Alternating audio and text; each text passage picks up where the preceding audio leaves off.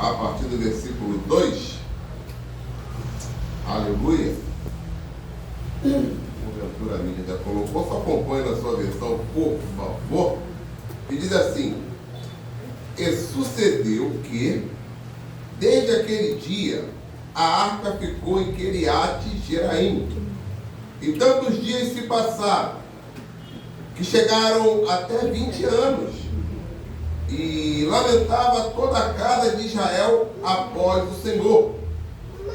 Então falou Samuel a toda a casa de Israel, dizendo: que com todo o vosso coração vos converterdes ao Senhor, e tirar dentre vós os deuses estranhos, e os Astarote, e preparai o vosso coração ao Senhor, e servi a Ele só, e vos livrará da mão dos filisteus. Então os filhos de Israel tiraram de dentre si os Balaim e os Astarote, e serviram só ao Senhor. E disse mais Samuel: congregai toda, ó Israel, em Mispa, e orarei por vós ao Senhor. Versículo 6. E congregaram em Mispa, e tiraram água, e a derramaram perante o Senhor, e jejuaram aqueles dias. E disseram ali: reclamam contra o Senhor. E julgava Samuel os filhos de Israel em Mispa. Versículo 7. Ouvindo, pois, os filisteus que os filhos de Israel estavam congregados em Mispa, subiram os maiorais dos filisteus contra Israel. O que, ouvindo os filhos de Israel, temeram por causa dos filisteus. Pelo que disseram os filhos de Israel a Samuel: não cesse de clamar ao Senhor nosso Deus por nós, para que livres da mão dos filisteus.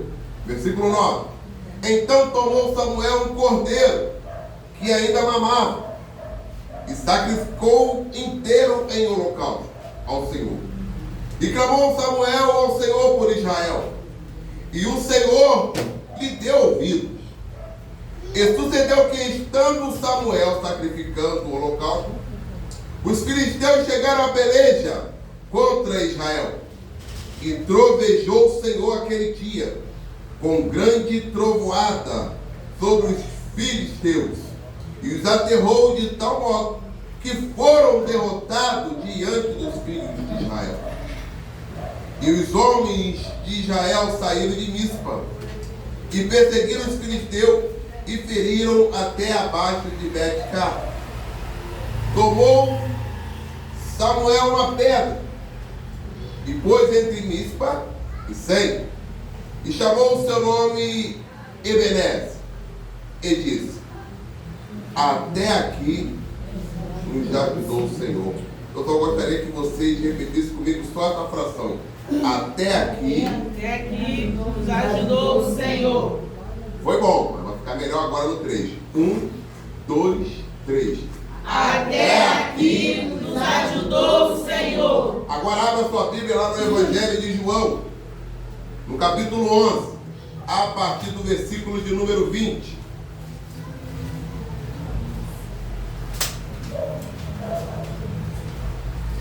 Interessante, irmão, como a Bíblia, ela explica a própria Bíblia.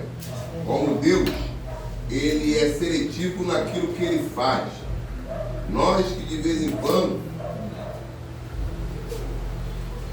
deixamos se levar por algumas situações e esquecemos da grandeza desse Deus que nós servimos. Ouvindo, pois, Marta que Jesus vinha, saiu ao encontro. Maria, porém, ficou assentada em casa. Disse, pois, Marta a Jesus: Senhor, se estivesse aqui, meu irmão não teria morrido. Versículo 22. Mas também agora sei que tudo quanto pedires a Deus, Deus te concederá. Disse-lhe Jesus: teu irmão há de ressuscitar.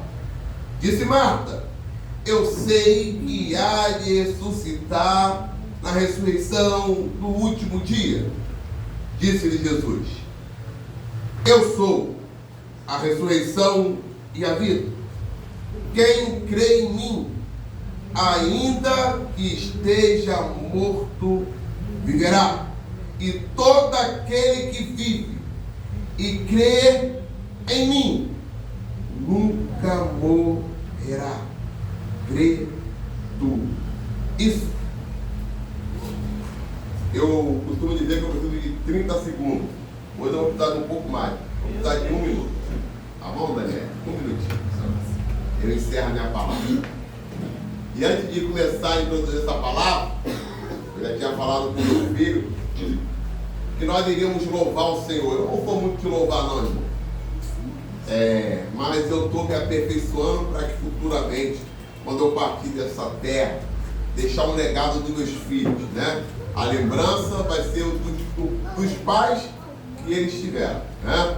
Eu ainda lembro do meu pai, que foi um grande homem, e a minha mãe ainda está viva e é uma grande mulher, né? Então são as lembranças que ficam, não é verdade? É aquilo que nós passamos para eles, para que futuramente, né, eles possam dar continuidade àquilo que nós ensinamos. O meu pai, ele dizia uma frase que eu guardo até hoje na minha mente: moleque, você tem que trabalhar, né? E isso está gravado aqui até hoje, né? E graças a Deus nós somos em 3, não é verdade? O meu irmão tem o seu comércio, eu trabalho num sistema de transporte público do Rio, e meu outro irmão, ele gosta muito de caminhão, né? Ele gosta muito de ser ajudante de caminhão e essas coisas, e ele gosta mais do pesadão, né? Da caixa, do saco de cimento, né? O pastor Joel gosta mais do volante, sentadinho, passando marcha, embreagem, freio e acelerador. Então quer dizer que eu sou o mais preguiçoso da família. Aleluia. Glória a Deus. Então, eles são bem sucedidos naquilo que eles fazem, graças a Deus, eu louvo a Deus pela minha profissão, né? Vamos louvar, vou pedir aqui a família, Lidiane, Gráucia, vamos estar louvando ao Senhor. Suelen, vamos estar louvando o nome do Senhor nessa noite. Família com Propósito, irmão, é um projeto que nasceu no coração de Deus, em nosso coração. Começou dentro da minha casa, né? Começou dentro da minha casa e eu procurei ajuda com alguns amigos, como eu falei aqui já. E graças a Deus, ele nos deu pessoas para estar conosco, nos ajudando. E graças a Deus, hoje nós tentamos transmitir essa ajuda para outras pessoas e para outras famílias. E uma palavra que eu vou guardar no meu coração, que foi falada para mim mês passado por um grande amigo. E ele falou para mim assim: irmão, ore pela sua família, porque a sua família, ela é uma referência para a minha família. E eu me alegrei muito nisso, para a glória de Deus, porque muitas vezes nós achamos que estamos trabalhando em vão, mas não é vão. Deus sempre ele traz uma resposta para aquilo que nós precisamos ouvir e aquilo que nos vai dar mais gás e mais energia para que nós possamos estar trabalhando para que outras famílias também possam ser alcançadas. Vamos lá, Manu? Aleluia.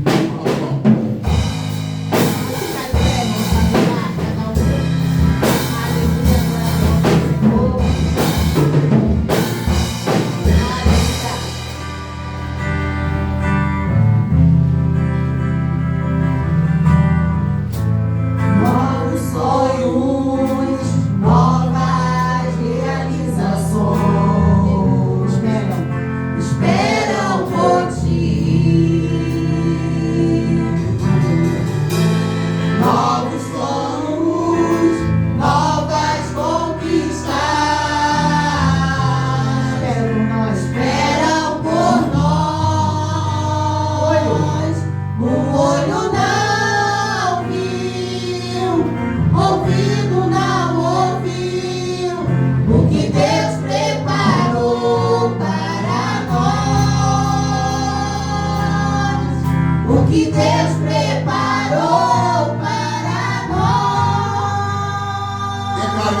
irmão. Família pode sonhar, Declara, irmão. seu filho vai voltar. Pai, na mesa o pão não vai faltar. Não vai faltar. Promessas se cumprirão. Bênçãos se seguirão. O que passou, passou. O novo de Deus chegou. O novo de Deus chegou.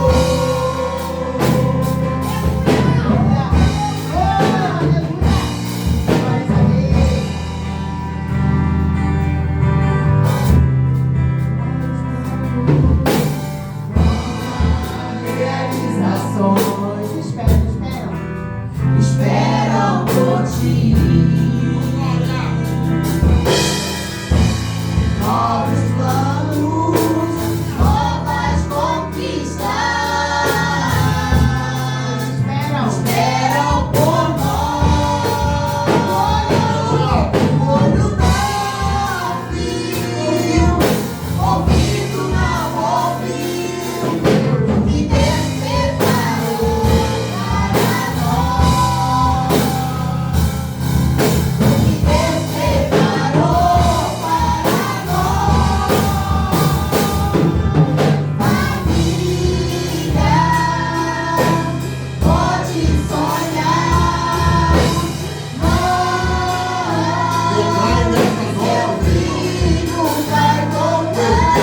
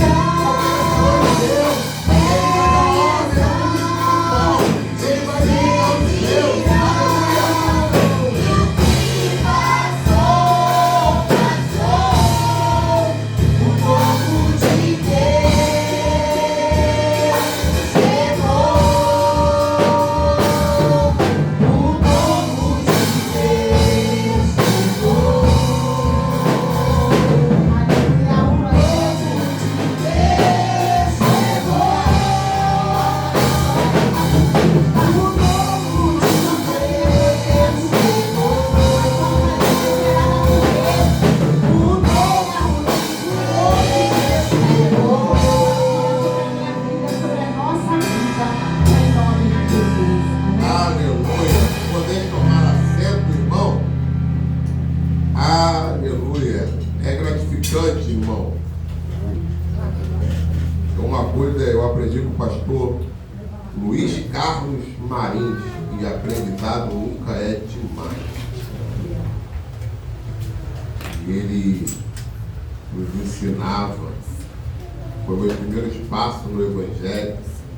Eu tenho lembrança desse homem porque se eu fiz uma faculdade de teologia, foi ele que me inspirou a estudar a palavra de Deus.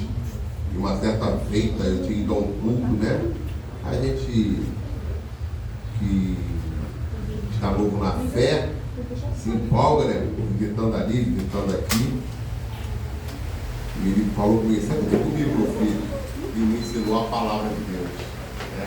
Leia o livro de Provérbios, capítulo 1, dia, são 31 dias, e isso me inspirou a ler a palavra de Deus. A palavra de Deus, ela é Deus falando com a igreja.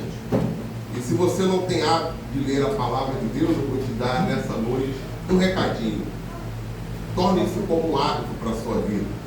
Porque a Bíblia Sagrada, ela tem resposta para todas as situações da nossa vida. Aquele que não gosta de ler a palavra de Deus, eu costumo dizer que se torna presa fácil para o adversário. Porque se você não tem hábito de ler a palavra de Deus, você não conhece o Deus que você serve.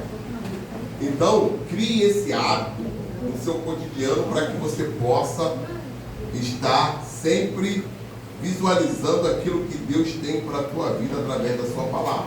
Lemos 2 textos nesta noite. 1 Samuel, capítulo 7. E eu vou sintetizar do capítulo 2 até o capítulo 7, rapidamente, porque também vou falar de outra família do Evangelho de João. E como os irmãos sabem, eu falo demais. E às vezes, por nós falarmos demais, nós não conseguimos adequar naquilo que Deus tem para a igreja do Senhor. Nós sabemos a história do profeta Samuel. Ele foi profeta, ele foi sacerdote e ele foi juiz.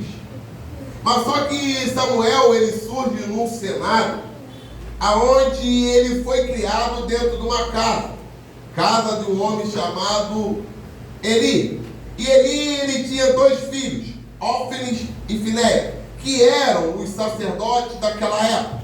E o texto vai dizer que esses homens, eles negligenciaram aquilo que Deus tinha dado para eles, ou seja, o ofício de sacerdote, ou seja, eles se prostituíam com aquelas moças que estavam na porta do templo, e a melhor oferta de gordura que era para o Senhor, eles tiravam para eles, ou seja, eles se aproveitavam daquilo que não era deles. Mas só que um dia, Deus levanta um profeta para trazer uma sentença para a casa de Eli.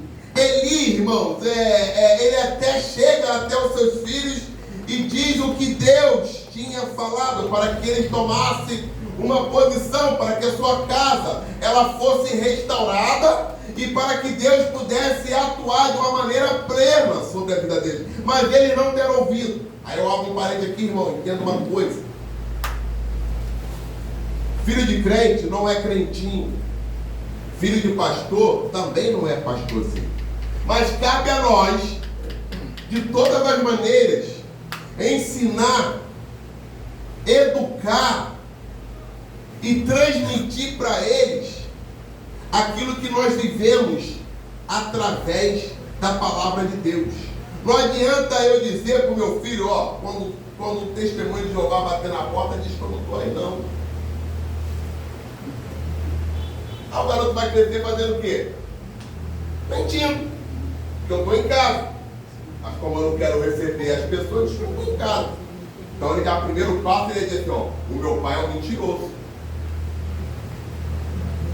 Porque ele está em casa e está dizendo que ele não está em casa. Outra coisa, não faça o que eu faço. Mas eu faço, mas ele não pode fazer. Eu cresci numa casa, irmão, que meus pais eram fumantes.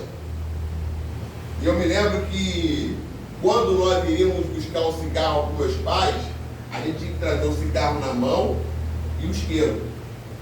Uma vez que o meu irmão mais novo, me lembro como se fosse hoje, foi acender o cigarro com meu pai, foi a pior situação para a vida dele. Meu pai não era muito amplo em falar, ele era de bater. Quando meu irmão colocou o cigarro na boca, ele pá! O cigarro lá, espetou. Aí meu pai falou essa frase: faça o que não faça o que eu não faço. Aí eu falei, como pode? Meu pai fuma e eu não posso fumar. Então, são coisas que às vezes você acha que é uma coisa mínima dentro da sua casa. Mas a criança, ela tem uma percepção terrível. E no decorrer que ela vai crescendo, é a mesma coisa. Eu costumo dizer, eu converso muito com a minha esposa, não fala mal de outra pessoa perto de uma criança não. Você vai passar vergonha. E todas as vezes, às vezes, isso acontece com qualquer casal. Quem me dizer que não fala, eu vou estar dizendo que você é uma pessoa especial. Teu pai não deixou o dinheiro do pão hoje, teu pai não vale nada. Ele lembrou dele, mas não lembrou de vocês. Então a criança, ela vai crescer com isso na sua mente. Irmão, eu via meus pais brigarem muito. Eles brigavam muito. Mas eu nunca vi a dona Loura dizer que meu pai não prestava. Meu pai era mulherengo. Mas eu nunca vi a minha mãe dizer alguma coisa contra o meu pai. E no final da vida dele, irmão, ele teve um AVC, ficou acamado. Eu e meu irmão mais velho, de todas as formas, queríamos pagar uma pessoa para cuidar do meu pai. Ela falou: opa, aqui não. Quem vai cuidar desse preto sou eu. E até o último dia, ele dormiu no Senhor. Ela cuidou dele com carinho. E vou dizer para você, o meu pai não tinha uma escária. É uma doença, uma bactéria que nasce nessa região lombar por ficar muito tempo deitado. O meu pai era sequinho. Sabe por quê? A dona Loura virava o seu Zé William de lado, arriava as calças e todo dia secava ele, para que aquilo não acontecesse. Porque lá no hospital ela via pessoas que tinham machucados horríveis nas costas e meu pai não tinha uma escária. Carinho. Cuidado. E nós, irmão, temos que ter cuidado com a nossa família. Quando Eli foi tomar atitude, eles já eram adultos. E quando se torna adulto, ele se torna o quê? Peculiar da sua vida, com a sua vida, dizendo: agora daqui quem manda sou eu. Nós nunca tivemos a percepção de fazer o quê? Quando era pequeno, educar. Eu me lembro que quando o Mateus era muito novo, e foi uma época aqui na Penha, horrível, onde muitos jovens morriam. E o pastor Marinho falou assim: ó, faz culto doméstico. E a gente fazia culto doméstico todo dia. Todo dia fazia culto doméstico. Porque eu dizia no meu coração, quando eu via amigos meus sofrendo, eu dizia para mim: eu não quero esse mesmo sofrimento. Uma certa vez nós tínhamos acabado de sair de um culto e um presbítero amigo meu, nós estávamos conversando, daqui a pouco ele parou de falar. Falei: rapaz, fala alguma coisa. Ele: não tem o que falar. Está vendo aquele rapaz ali? É meu filho. Porque eu falei: poxa, ele é. Eu não ensinei essa vida para ele, mas ele tomou esse caminho.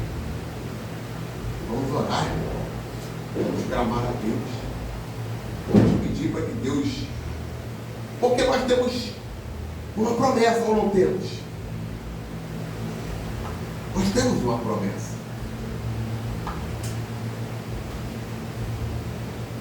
Crê no Senhor Jesus Cristo e será salvo tu e a tua casa.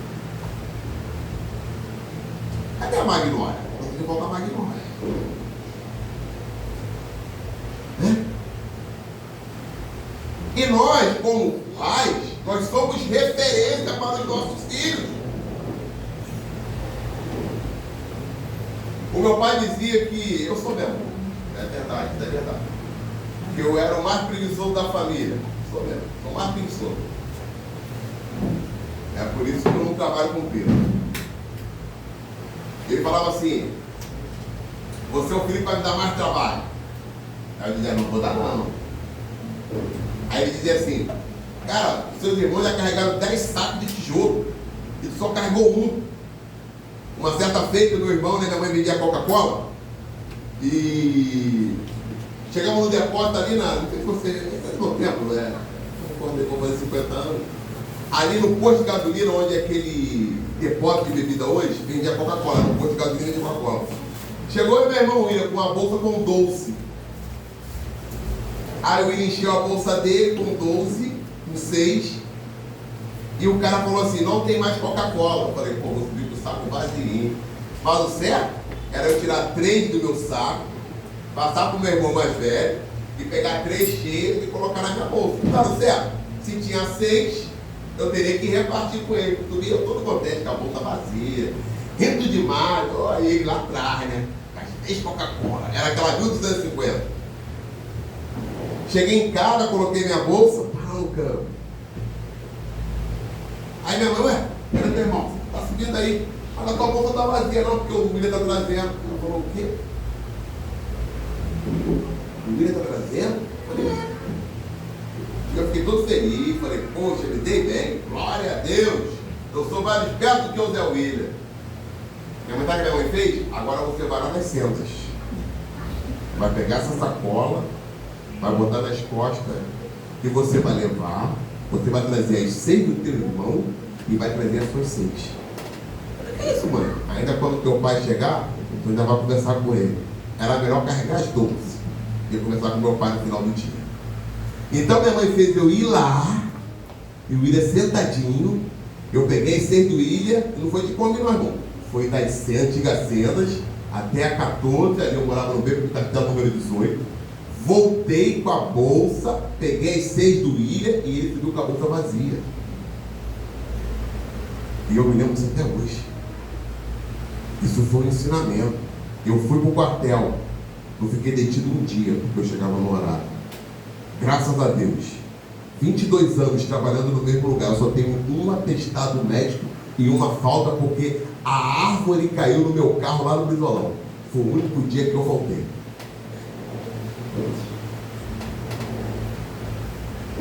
Trabalhei 8 anos na padaria, nunca faltei um dia. Nunca coloquei um atestado. Mas sabe por quê? Porque dentro da minha casa eu tive um ensinamento do que era ter responsabilidade. E é isso que eu tento transmitir para a minha família. Foi isso que Eli não transmitiu para os seus filhos. E nós sabemos que, já vou correr um pouco, que na decorrência da história, eles vão por uma batalha, e eles perdendo a batalha, eles mandam trazer a arca do Senhor.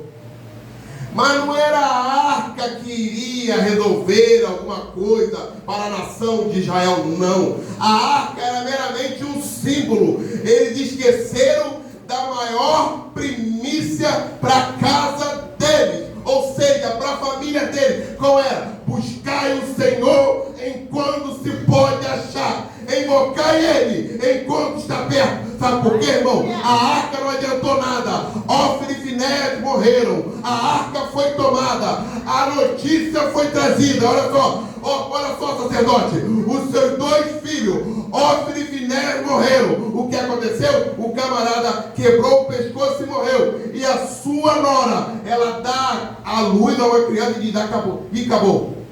Foi-se a glória de Israel. A glória de Israel nunca se ausentou dela. Foi Israel que se ausentou da glória do Senhor.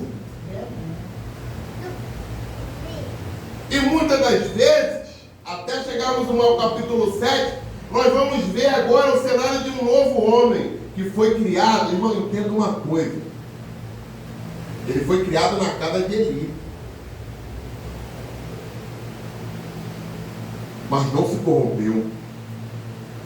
Ele foi criado vendo Ofni e Finéias fazer o que faziam, mas não fez. Muitas vezes eu fico chateado com algumas situações, que eu andei nisso tudo. Fui funkeiro, um montão de coisa. Andei em várias comunidades, em vários bailes, mas o meu foco era aquilo que meu pai tinha me ensinado. Porque muitas vezes eu fico chateado com isso, irmão. Ah, foi fulano que me influenciou a fazer isso. Ele já queria fazer. Esperou a oportunidade para dizer que foi fulano. Sabe por quê, irmão? Isso é síndrome do Éden. Qual é a síndrome do Éden? A mulher que tu me deste, me deu do fruto e eu comi. Ele já queria comer há muito tempo. Ele falou, não tinha coragem. Então vamos parar de colocar a culpa nos outros. Samuel, ele foi criado no mesmo ambiente, mas ele se destacou. E agora Samuel, ele fuge num cenário aonde Israel está numa decadência. E ele está vivendo o quê? Momentos aonde os filisteus, todas as vezes, subia contra a nação de Israel. E todas as vezes que os filisteus subiam, eles eram derrotados. Muitas vezes, nós somos derrotados. Mas para quê, pastor?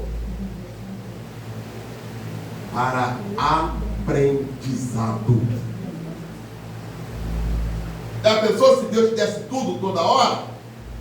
Deus, eu não estou satisfeito mais com aquela geladeira que eu tenho lá em casa. Já está velha, tá nova. Me dá outra. Aí deu, pum, me dá outra. Pô, Deus me deu rapidinho, né? Comprei essa geladeira numa fração de segundo. Sabe? Aí agora, o que acontece? Deus, eu já não quero mais esse automóvel, vou ter que trocar mesmo, senhor. Ó, vamos usar a palavra que eu servo agora, vou ter que trocar mesmo. Né? Quero mais novo. Né? Então quero um automóvel novo. Aí deu, pum, toma. Aí seria fácil. Seria fácil, irmão. Mas não é desse jeito que se funciona.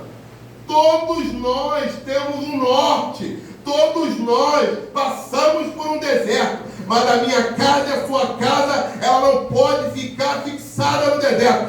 O deserto é uma trajetória para um aprendizado. Quando você passa no deserto, você vê as providências de Deus na tua vida. Para quê? Para que outras pessoas possam ser alcançadas por aquilo que você aprendeu. É um aprendizado, meu irmão. Samuel aprendeu de tudo. E agora, os filisteus sabem que os filhos de Israel estão... Irmão, imagina a sua família. Lembra-se do filho pródigo, que é um texto que eu gosto muito. O garoto sai para uma terra longínqua, leva o que não era dele, gasta tudo. Quem foi que falou para ele que ele tinha que voltar para casa? Quem foi, missionária Daniela? Que disse para ele que ele tinha que voltar para casa? Hã? Ninguém. Caindo ele em si, ele lembrou da abundância na casa do pai dele. Irmão, se você está orando, continue orando. Nada está perdido. Samuel sobe com a nação. E quando, meu irmão, entenda uma coisa: para tu chegar aqui nessa noite, houve milhares e milhares de obstáculos para que você não chegasse nesse lugar, mas você chegou. E se você chegou nessa noite, uma coisa eu tenho certeza: Deus dos altos céus já está dando ordem sobre a tua casa e sobre a tua família. Aquilo que você pensava que estava perdido, Deus está trazendo em memória para te lembrar que ainda há uma esperança. Não perca essa esperança. E para finalizar aqui, que eu vou lá para o texto de João. Ele sobe. Os filisteus sabem. Entenda uma coisa nessa noite, eu vou falar duas coisas que você tem que guardar de suma importância para a tua vida. A nossa mente é fabulosa. Eu lembro de ensinamento que me ensinaram lá atrás. Quando os filisteus sobem, é a representação ativa do adversário. E quem é o nosso adversário? Quando Samuel se levanta para interceder pelo povo, é a representação do Espírito Santo em nossas vidas. Entenda isso nessa noite.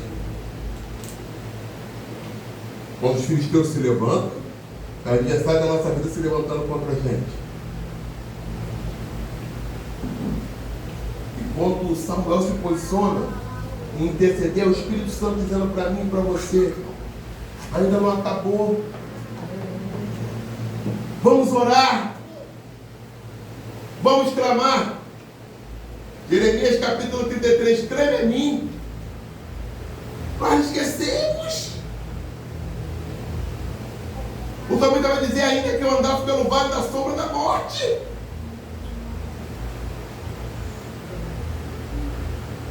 O Salmo 98, todo mundo decorou aqui, aquele que habita nos esconderijos do Altíssimo, a sombra do Onipotente descansará. Deixa de desespero, meu irmão.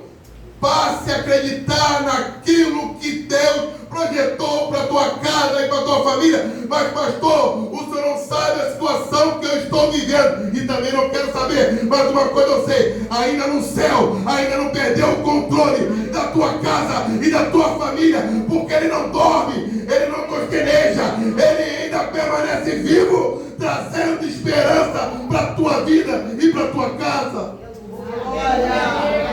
Tem muita gente, irmão, que quer viver de aparência. Eu sou forte. Aleluia. Irmão, não é nada. Tem um provérbio que diz aí, e termina assim, ó. O fogo é forte, mas a água vem, o vento é forte, derruba tudo. Aí lá no final diz assim, ó. A morte achava que era forte, mas Jesus venceu a morte. Aleluia. Ele ressuscitou. Aleluia. Forte nessa noite é o Deus que peleja por nós. Eu posso ser muito bom na eloquência de pregar uma palavra. Eu posso ser muito bom na retórica de ensinar. Eu posso ser muito bom naquilo que eu faço na oração. Mas sem a presença de Deus, eu não sou ninguém. Porque tudo se move, se movimenta por Ele. E muitas vezes nós queremos mostrar uma estrutura que lá dentro está precisando de ajuda. Aleluia. Eu não vou falar porque eu sou o pastor Joel, sabe que eu não quero, missionário Daniel. Não precisa com ajuda não.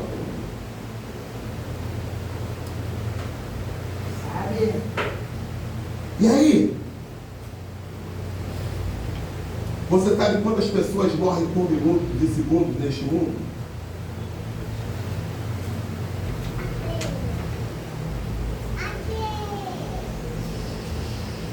Mas você está vivo aqui nessa noite. Aleluia. É porque você foi escolhido. Termino. Ebenezer, até aqui nos ajudou o Senhor. Mas para chegar em Ebenezer, entenda uma coisa. Você tem que lutar pela sua casa e pela sua família. Eu costumo dizer que eu aprendi lá atrás. Essa frase eu guardo no meu coração até hoje. Aquilo que eu posso fazer, Deus não faz. Os filisteus subiram. Pediram ajuda a Samuel. Atentamente Samuel ofereceu o sacrifício e Deus respondeu o homem de Deus.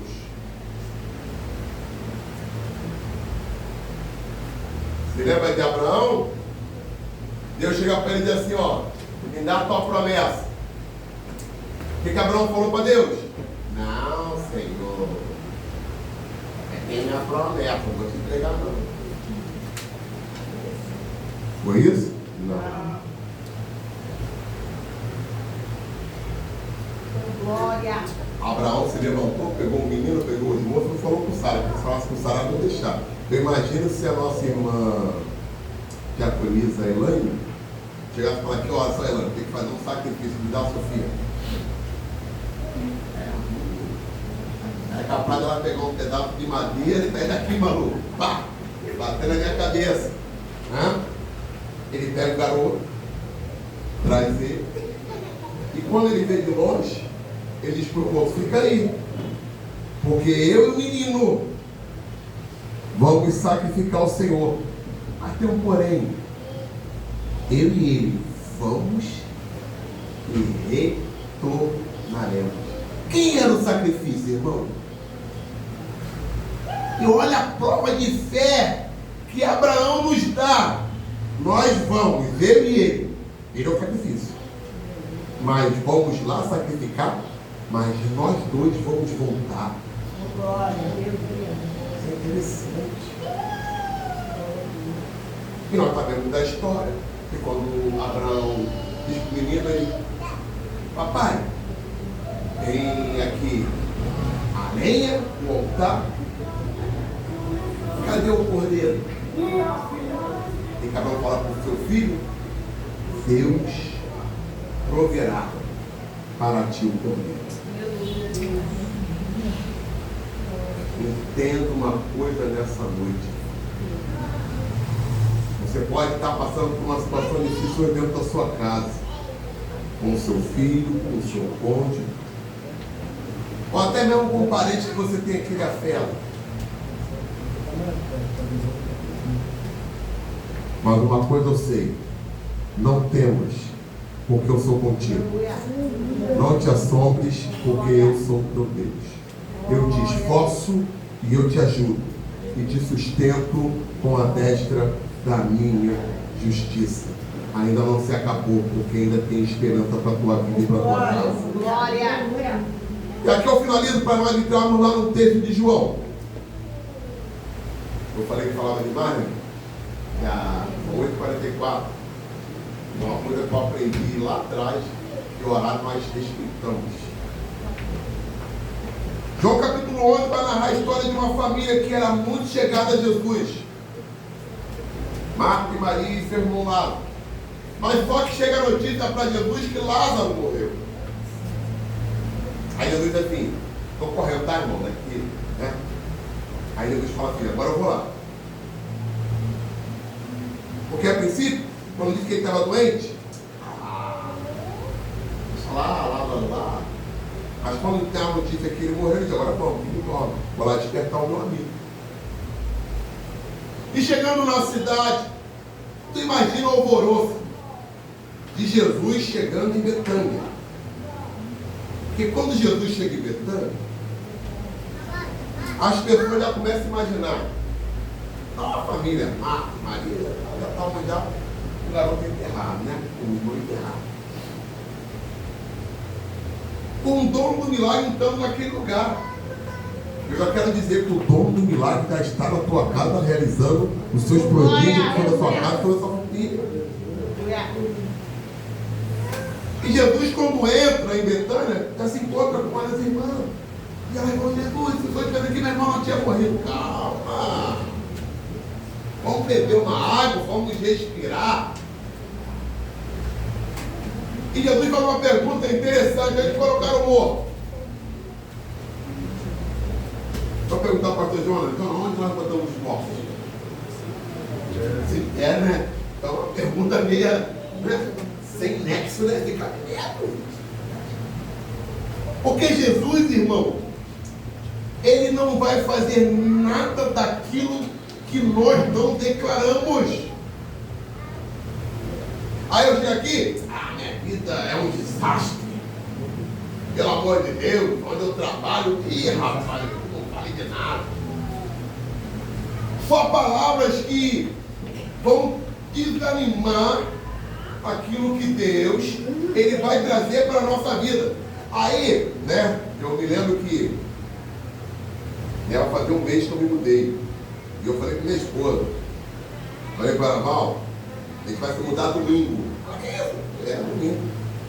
Vamos tacar tudo, eu quero dormir na casa nova. Né? Porque eu falei nesse altar aqui, se os irmãos não se lembram, que eu falei uma coisa que é interessante, uma palavra profética. E eu tenho certeza que outras pessoas também vão alcançar isso. Eu ainda nem comprei a casa, mas já me mudei. Eu falei isso aqui. Porque há uns tempos atrás, eu enganava sua sogra, porque ela dizia: tem que se mudar. Eu falava: não, a gente quer se mudar, mas eu gostava do ambiente onde eu morava. Minha casa é boa, você levar os irmãos lá, tem ração, tudo direitinho. Nós estamos com uma grana preta na casa, para deixar de repente um conforto para a família. Mas ela dizia: a gente tem que sair daqui. Eu falava: não, vamos sair sim. E sempre ela de dentro: já foi ver a cara? Estou vendo. Mas só que criou uma situação para mim que já estava me criando um estado, não demais não. Só que para a gente já ficando com a idade certa, avançada, 50 anos. E Deus colocou isso no meu coração. E eu ficava pesquisando, e falei para ela, vamos comprar um apartamento. E ela dizia para mim, não quero apartamento. Essa mulher é complicada, rapaz. Filha, quero comprar um apartamento com ela, não quer? Eu quero casa. É isso que eu quero. E, rapaz, eu doido para ficar no teto com 7 mandar lá de cima, né? Da perto de me chamar, a mulher quer casa. E eu costumo dizer que eu aprendi com meus pais que a casa não é nossa, a casa é feita da mulher, é da esposa. E eu vi lá no anúncio, estavam vendendo uma casa. E o preço cabia no nosso orçamento. E eu falei para ela no domingo, falei, Valdinei, vou lá ver a casa, terça-feira. Eu queria ver no domingo porque eu queria levar ela. Porque o gosto nunca é do esposo, o gosto sempre é da esposa. E isso é uma coisa que eu respeito muito. Na terça-feira não dá para mim, eu falei, mas eu vou lá ver, filha. Vou lá ver, e se tudo correr bem, eu fecho o negócio. Quando eu cheguei lá, eu já botei logo no meu carro, eu ficava na porta. E segundo, que tinha um terraço lindo. E a tranquilidade fora do normal. Aí eu liguei para ela e falei, filha, já vi. Eu gostei. Já está tudo praticamente quase fechado. Mas eu vi que tem que dar uma volta. Isso foi na terça, na quarta nós fomos lá à noite. E a casa não tinha luz, funcionário. Não tinha luz. Até a lâmpada, a pessoa que morou lá levou a lâmpada da casa. Aí o cara pegou a lanterna e quando ela viu, o olhinho dela encheu d'água. Ela gostou.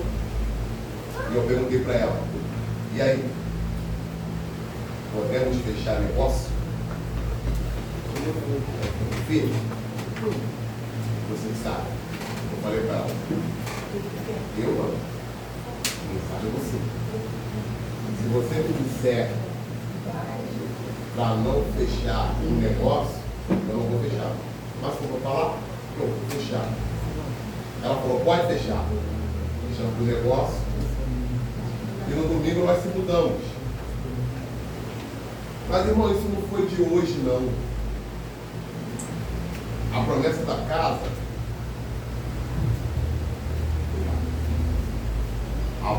casa, já vinha lá de trás. E essa promessa, ela se cumpriu no ano que nós completamos 50 anos de idade. Ou seja, foram 30 anos esperando a promessa da casa própria.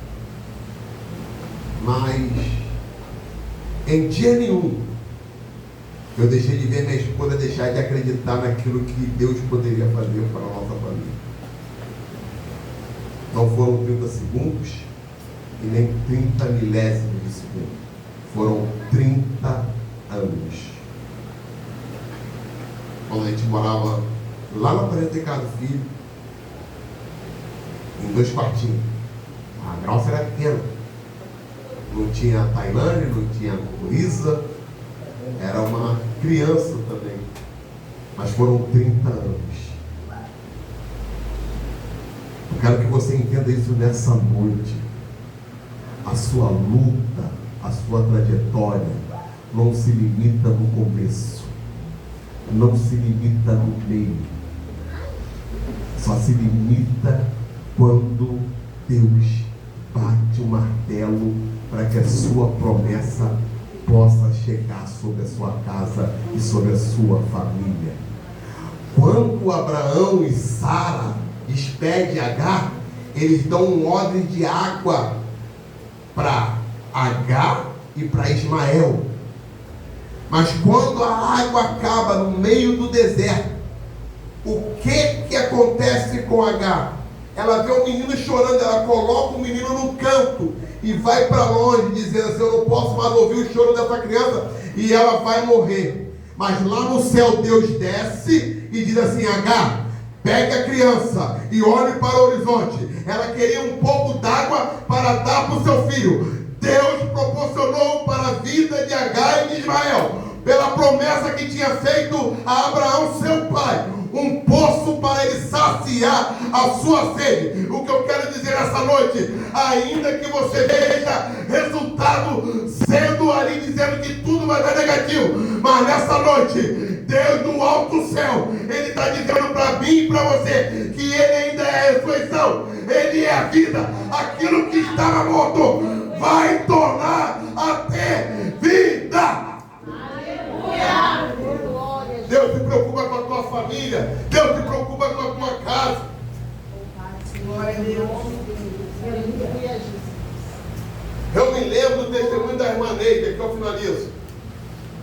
Ela era proibida de ir à igreja nos cultos, porque o seu esposo era nortista e era devoto. E ela se converteu ao evangelho, conseguiu com seus filhos. E ela dizia que quando ela queria o culto, ele proibia, e ela não ia. E o pastor Maris falou: filha, irmã Neide, quando ele disser para você não vir, não venha. Obedeça o seu marido. Não foi 1 ano, 2 anos, não foi vários anos, irmão. Ele contraiu uma doença, uma enfermidade, e foi parar no leito de hospital. Chegando no hospital, a igreja foi lá visitá-lo. A princípio ele não queria Jesus, mas um belo dia ele levantou a sua mão e aceitou Jesus. E no domingo, a irmã estava lá. Ele falou assim: Lindinha, pode ir para a igreja. Ela: não, hoje eu sei que não. Pode ir para a igreja que eu estou bem acompanhado. O Senhor está aqui do lado dizendo que essa noite será a minha última noite. Então vai adorar o Senhor na igreja.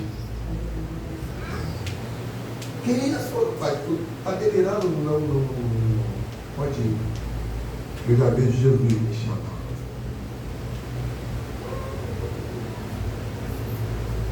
O homem que endurece a cerviz será quebrantado sem que haja.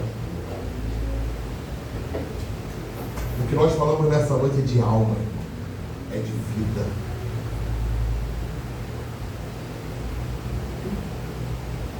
Quando eu aceitei a Jesus, em 22 de agosto de 1999,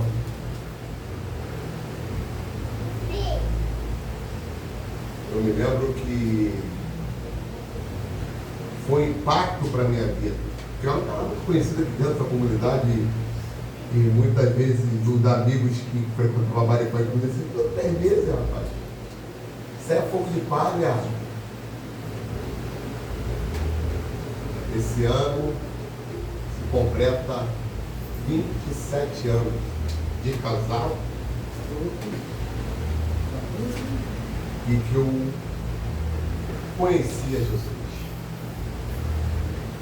Passamos muitos momentos difíceis, sim.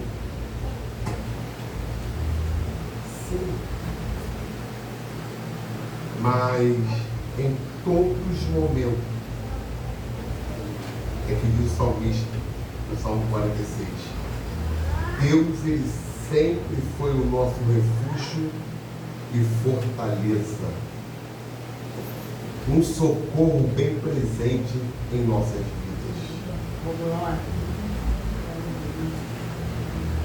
E finalizo. Trazer a vida é com Jesus, mas tirar a pedra sou eu e você.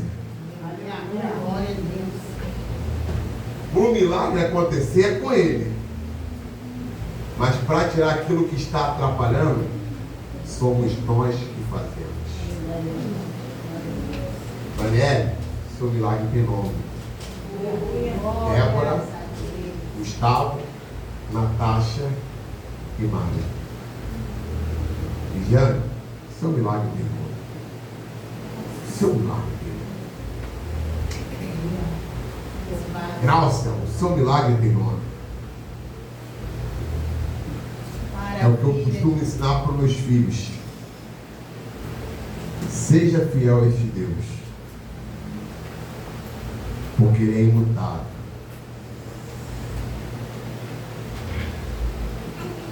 Eu poderia sair de casa 4:30 da manhã para voltar às 11, quando eu dobrava.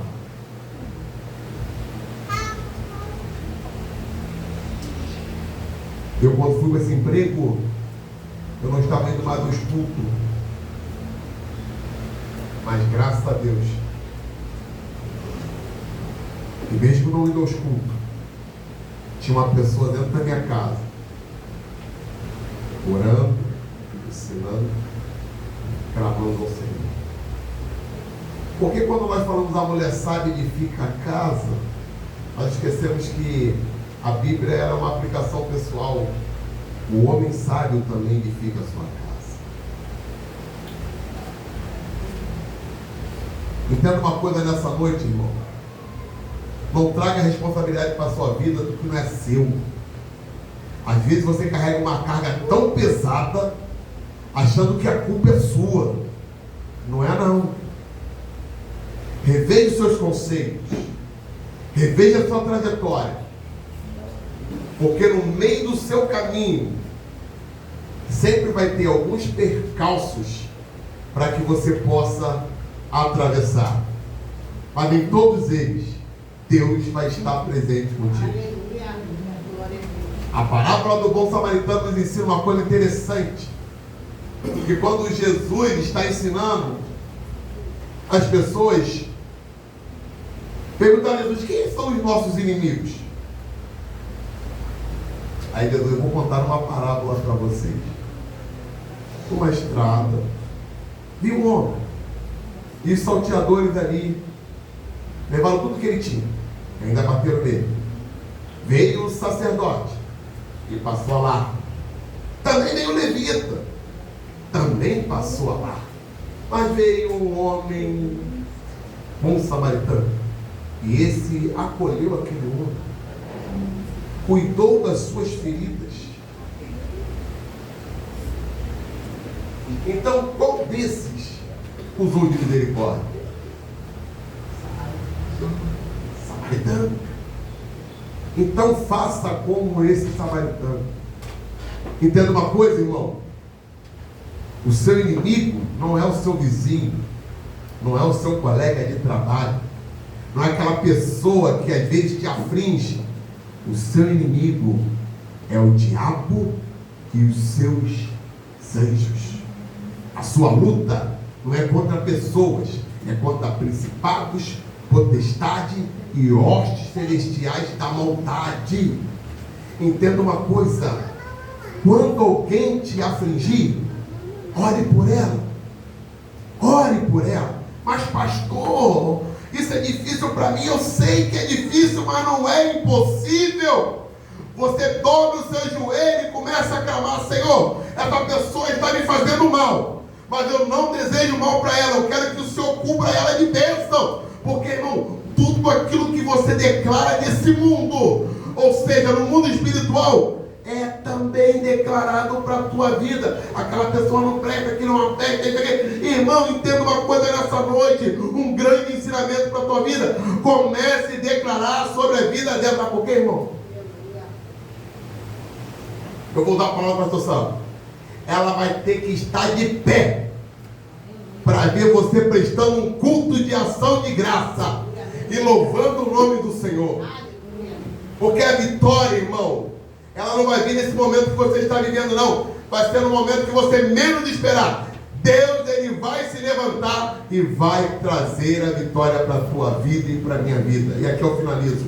Uns confiam em carro, outros em cavalo, mas você, como igreja do Senhor, fará menção do nome do Senhor. Assim eu agradeço a minha oportunidade e passo para os pastores da igreja.